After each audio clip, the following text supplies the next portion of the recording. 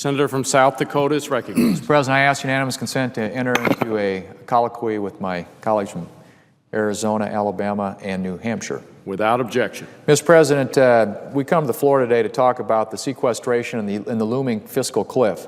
Unfortunately, the White House missed an important deadline last week by failing to provide Congress and the American people with a required report that details the administration's plans for implementing the $1.2 billion sequester, which is scheduled to take effect on January 2nd of next year, less than 4 months from now. That report on both defense and non-defense cuts came about because the administration ignored repeated requests to provide Congress and the American people with details about the impact that sequestration is going to have on critical programs, particularly with regard to our military and national defense. Well, members of both parties agreed that it was necessary for the White House to produce this information. And so we were glad to see the Sequestration Transparency Act bill pass, a bill which Senator Sessions, Senator McCain, others of us were involved with. The law required the administration to produce, by September the 6th, last week, a report on how they intended to implement sequestration, and yet so far we haven't seen that report. Mr. President, here we are, it's a week later. President Obama so far has chosen to ignore a request or a requirement that he signed into law just over a month ago. All Americans are required to play by the rules and follow the laws of the land. And it seems to me, at least, the administration owes the American people and the Congress, under the law that was passed, a report that would detail the proposal that they have with regard to sequestration that's going to occur on the 1st of next year. And I think the reason that's important, Mr. President, it's important for a lot of reasons, but we don't have a lot of time here. If we are going to do something to avert what would be a catastrophe for our national security interests, we have to take the steps that are necessary to do that.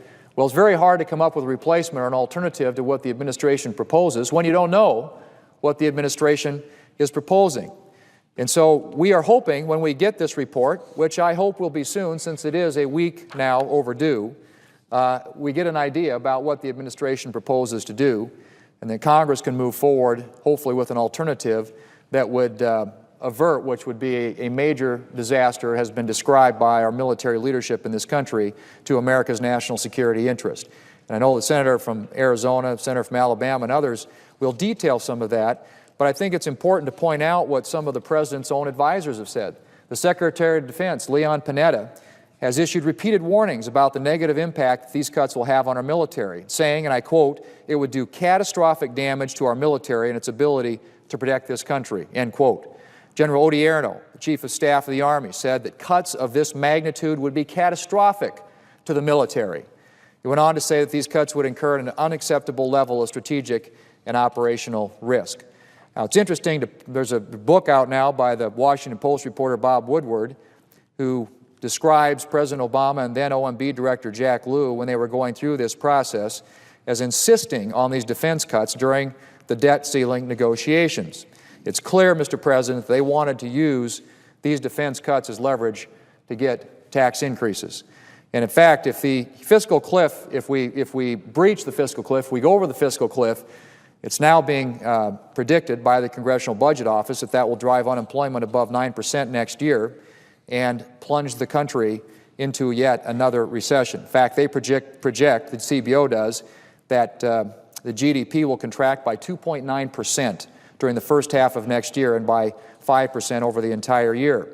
Fed Reserve Chairman Ben Bernanke has also said that estimates, and I quote, "do not incorporate the additional negative effects likely to result from public uncertainty about how these matters will be resolved," end quote. Mr. President, we're heading toward a train wreck. We are heading toward a disaster for America's national security interests. It all started with the fact that this chamber has not produced a budget for now 3 years in a row. This is what you end up with when you don't have a budget. You don't have a blueprint about how you're going to spend $3.6 trillion of the American taxpayers' money. And so we ended up with a Budget Control Act that was cobbled together at the last minute to avoid a crisis on the debt limit last summer, which put in place a super committee designed to come up with these cuts. When the committee failed, this sequestration process was triggered. That was last November. We've had almost a whole year now for the administration to put forward their plan about how they would implement this sequestration, these across-the-board cuts, which disproportionately impact our national security spending. And Mr. President, it's a disservice to the American people, it's a disservice to the Congress for the administration not only to have not put something out prior to, but now, since we passed legislation that was signed into law just a month ago, that required the President to put forward this report, not to have received it yet, so that we can have the time that's necessary to take the action that's necessary to avoid what would be a catastrophe and a disaster for America's national security interest. And so, Mr. President, I hope that we will receive that report. This fiscal cliff is real. It's not just the Congressional Budget Office. A lot of the outside analysts have looked at this and come to the same conclusion, and that is that if something is not done to avert these cuts and to deal with the tax increases that will occur on the 1st of next year, that we will go over a fiscal cliff. And that could be incredibly dangerous and have catastrophic consequences for America's national security and interest, but also for our economy and for jobs.